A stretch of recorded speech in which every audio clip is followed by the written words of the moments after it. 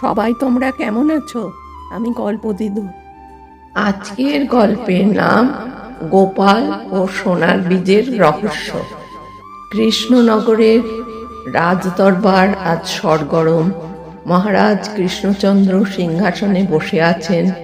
এমন সময় হরিদাস নামে এক অচেনা পথিক দরবারে হাজির হলো। তার হাতে একটি ছোট্ট থলি। সে রাজাকে প্রণাম করে বলল, মহারাজ, আমি এক অদ্ভুত বস্তু নিয়ে এসেছি।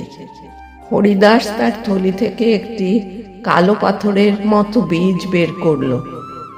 গোপাল ভাঁড় এক কোণ থেকে লক্ষ্য করছিল। হরিদাস বলল, মহারাজ, এটি একটি মায়াবী বীজ। এটি মাটিতে পুঁতলে রাতারাতি সোনার ফল দেবে, কিন্তু একটি কঠিন শর্ত আছে। রাজা অবাক হয়ে জানতে চাইলেন, কি সেই শর্ত? হরিদাস গম্ভীর গলায় বলল, যিনি জীবনে কোনোদিন কোনো মিথ্যে কথা বলেননি, একমাত্র তার হাতেই এই বীজ অঙ্কুরিত হবে। অন্য কেউ এটি পুঁতলে কোনো কাজ হবে না। রাজা বেশ অবাক হলেন। মহারাজ তার মন্ত্রীদের দিকে তাকালেন, কিন্তু সবাই মাথা নিচু করে রইল।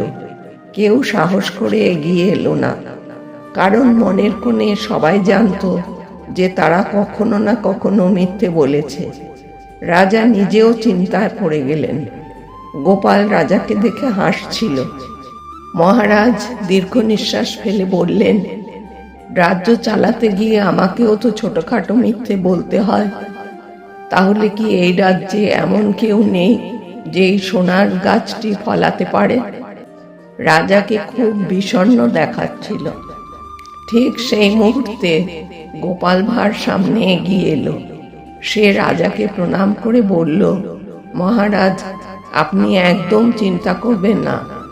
আমি এমন একজনকে খুঁজে পেয়েছি যিনি জীবনে কোনোদিন একটুও মিথ্যা কথা বলেননি। তিনি এই কাজ করতে পারবেন। মহারাজ উত্তেজিত হয়ে জিজ্ঞেস করলেন, কে সে গোপাল? তাকে শীঘ্রই নিয়ে এসো। গোপাল মুচকি হেসে হরিদাসের দিকে আঙুল দেখিয়ে বলল, কেন মহারাজ, এই আমাদের মহামতি হরিদাস বাবু নিজে। তিনি যখন এমন বীজের কথা জানেন, তখন তিনি নিশ্চয়ই সত্যবাদী। গোপাল হরিদাসকে নিয়ে রাজবাগানে গেল। সে একটি কোদাল হরিদাসের হাতে দিয়ে বলল, আসুন হরিদাস বাবু, দেরি করবেন না। এই পবিত্র বীজটি আপনি রোপণ করুন, যাতে আমরা কাল সকালে সোনার ফল দেখতে পারি। হরিদাস ভয় কাঁপতে কাঁপতে বলল, আসলে মহারাজ, আমাকে ক্ষমা করবেন। আমি এই বীজ পুঁততে পারবো না। সত্যি বলতে কি, আমিও অনেক মিথ্যে বলেছি। রাজা এই কথা শুনে অবাক হয়ে তাকিয়ে রইলেন। গোপাল হেসে বলল, দেখলেন মহারাজ, যে ব্যক্তি নিজেই মিথ্যে বলেছে সে এসেছে সত্যবাদীর পরীক্ষা নিতে। আসলে এই বীজটি একটি সাধারণ পাথর ছাড়া আর কিছুই নয়। মহারাজ গোপালের বুদ্ধিতে খুশি হয়ে হো হো করে হেসে উঠলেন। এই গল্পের শিক্ষা, লোভ মানুষের বিচার বুদ্ধি নষ্ট করে দেয়, এবং যারা অন্যকে ঠকাতে চায় শেষ পর্যন্ত তারা নিজেরাই নিজেদের জালে ধরা পড়ে। গল্পদিদুর এমন অনেক গল্পের জন্য ভিডিওটা লাইক করো আর শেয়ার করো, সাথে চ্যানেলটা সাবস্ক্রাইব করতে ভুলো না। তাহলে আজকে আমি আসি, নতুন গল্পের সঙ্গে তোমাদের সাথে দেখা হবে।